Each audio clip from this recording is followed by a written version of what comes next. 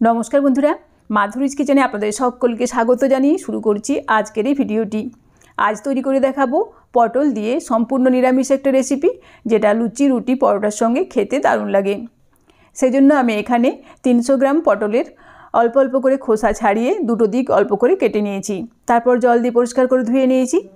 एरपर एर मध्य देब अल्प लवण और देब अल्प एकटु हलुदेर गुঁড়ো।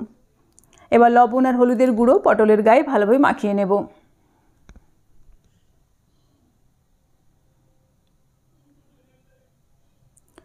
एदिके मिक्सार ग्राइंडारे छोटो जारटार मध्य निये निচ্ছি दुटो मीडियम साइजेर टमाटो कुचि, 1 इंची आदार टुकरो और देब दुटो काँचा लंका। अल्प एकटु जल दिए एटाके एकदम मिहि करे बेटे नेब।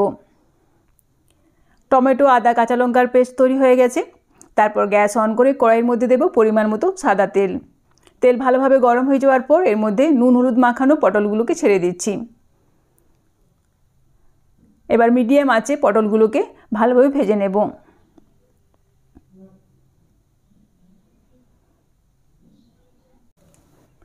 पटलेर गाये एक सुंदर रंग धरे आसा पर्यन्त आमि पटलगुलोके उल्टे पाल्टे भालोभाবে भेजे निচ্ছি। और ये देखुन पटलगुलोके किन्तु बेश भालो मतो भेजे निয়েছি।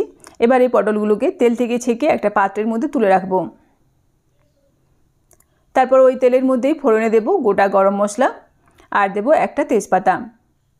ফোড়নটা ভাজা ভাজা হয়ে যাওয়ার পর এর মধ্যে দিচ্ছি টমেটো আদা কাঁচা লঙ্কার পেস্ট। এবার মিডিয়াম আঁচে মশলাটাকে ভালোভাবে কষিয়ে নেব।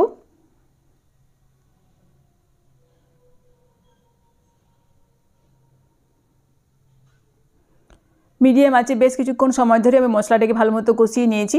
এরপর এর মধ্যে দেব কিছু গুঁড়ো মশলা। আমি এখানে হাফ চামচ জিরে গুঁড়ো, হাফ চামচ ধনে গুঁড়ো, হাফ চামচ হলুদের গুঁড়ো আর হাফ চামচ কাশ্মীরি লঙ্কার গুঁড়ো দিলাম। মিডিয়াম আঁচে এই মশলাটাকে আরও কিছুক্ষণ সময় ধরে কষিয়ে নেব।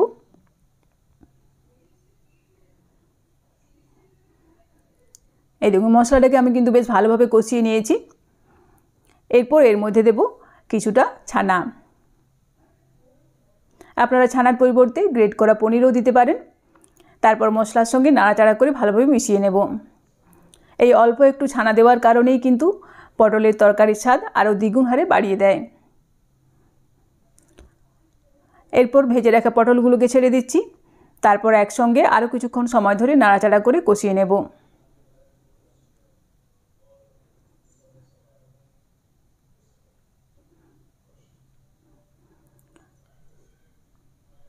এরপর এর মধ্যে দেব পরিমাণ মতো লবণ আর দেব হাফ চামচ পরিমাণে চিনি।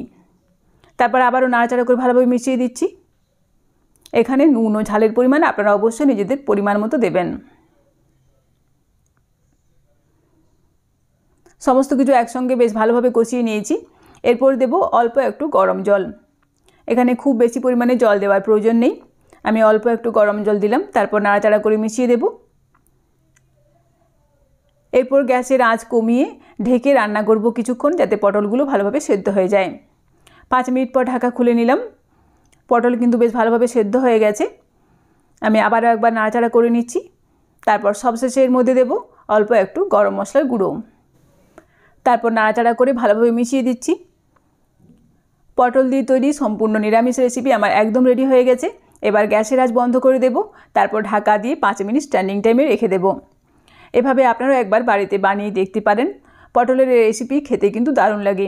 আর ভিডিওটি যদি ভালো লাগে তাহলে অবশ্যই একটা লাইক করবেন, বন্ধুদের মধ্যে শেয়ার করবেন এবং কমেন্ট করে জানাবেন। ভালো থাকবেন, সুস্থ থাকবেন। ধন্যবাদ।